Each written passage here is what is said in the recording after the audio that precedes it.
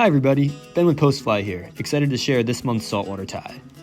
Crabs find their way into the diets of plenty of popular sport fish, and it's worth having a few in your collection no matter where in the world you may be. The marsh crab pattern, with its effectiveness on the water and short list of materials, is a great one to know. To get started, spool up a bobbin with the bi-colored thread from your kit. Postfly gives you the materials to tie two different colored crabs, and we'll use the brown side for this one. Secure your size 2 hook from your kit into the vise and lay down a short thread base, only to about 1/4 of the shank behind the eye. Measure a hook eye back from where you started and attach a set of dumbbell eyes. Make a few wraps one way to get them onto the hook, and then a few over the rear-facing eye to get them into place. I use 2 different techniques to lock in the eyes once they're where I want them. The first involves wrapping the thread over one eye and going under the shank, then wrapping the other eye from above and going under the shank again so you're back where you started. Here's a top-down view of this process. Again, I'm going over the eyes and under the shank, which securely pins down our eyes from above. Just do this a bunch of times until you see a small buildup of thread inside of both eyes. The next step will connect the eyes from below. Now take wraps over the shank and under the eyes. You'll see this motion starts to bring in the wraps you made in the first step, binding them tight to the dumbbells and the shank. Here's another top-down view.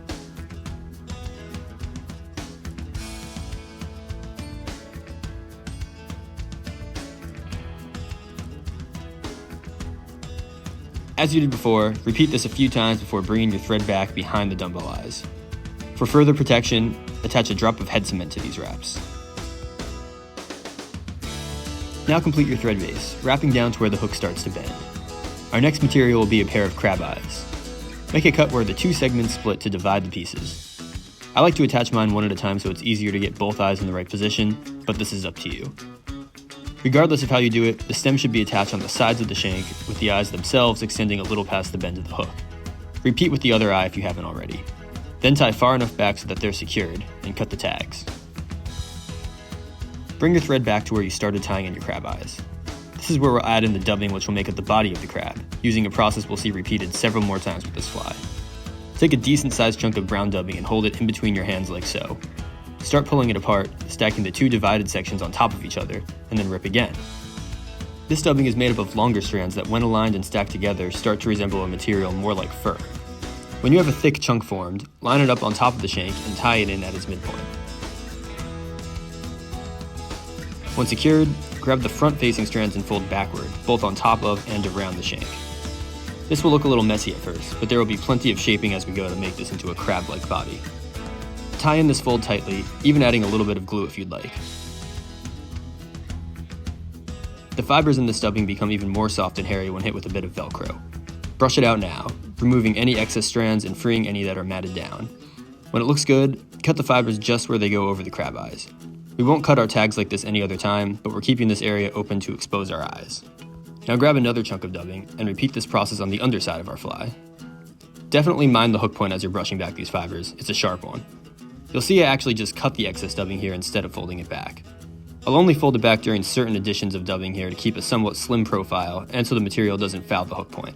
Keep in mind that we want the body of the crab to have a flat side profile with more extension horizontally. As you did on top of the shank, clip the excess at the crab eye and carefully brush back with Velcro. Making the crab claws are my favorite part of this fly, 1 because I like how they look, and 2 because you get to play with fire.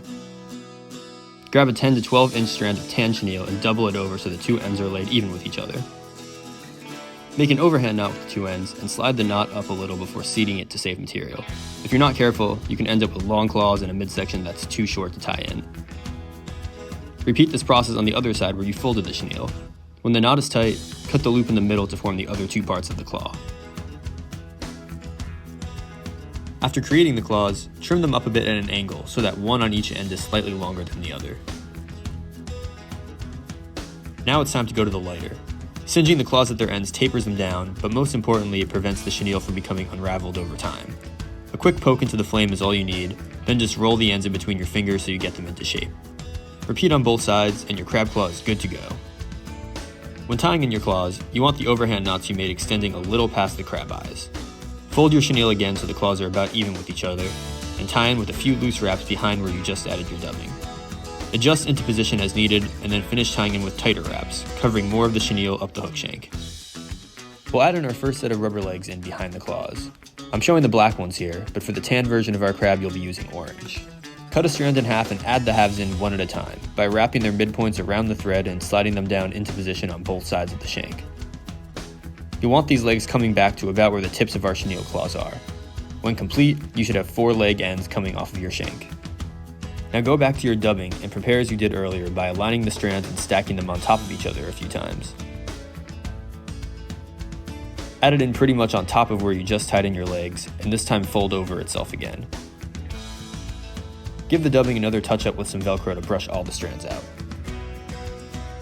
Add in your final set of rubber legs in the same manner as before, cutting a strand in half and adding the 2 halves midpoints in on both sides of the shank. From here, it's all dubbing to the finish line. Keep stacking dubbing into fur-like chunks and tying in so every part of the shank has a thick coat. Remember to brush a little with the Velcro as you go too. After adding my second legs, you'll see I add 2 more folded layers to the top of the shank and 1 folded and 1 unfolded layer to the bottom. It might take you a couple of tries to see how much dubbing you need to achieve the desired crab shape, and the amount of material you put into each stack will also determine how many times you have to do this. When you've reached just behind the dumbbell eyes, grab your whip finisher and make a few turns to complete the tying portion of this fly. Apply some head cement or UV resin to your knot.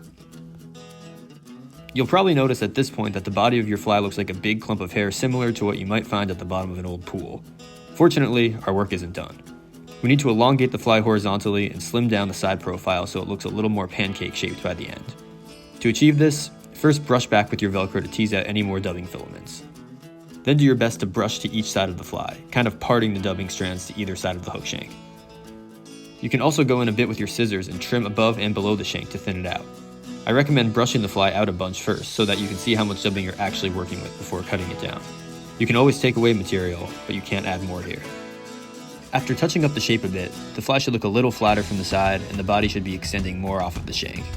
It's a little difficult to get the full scope from looking at it in the vise, so here's a few different angles. Notice how flat it looks from the top down and how it appears from behind, where you can see the crab eyes and claws coming off of the body. I recommend dunking the flies in your bathtub or something to see how they take shape in the water as well. It's a neat tie and a killer pattern for a whole range of species from stripers to bonefish. Thanks for watching.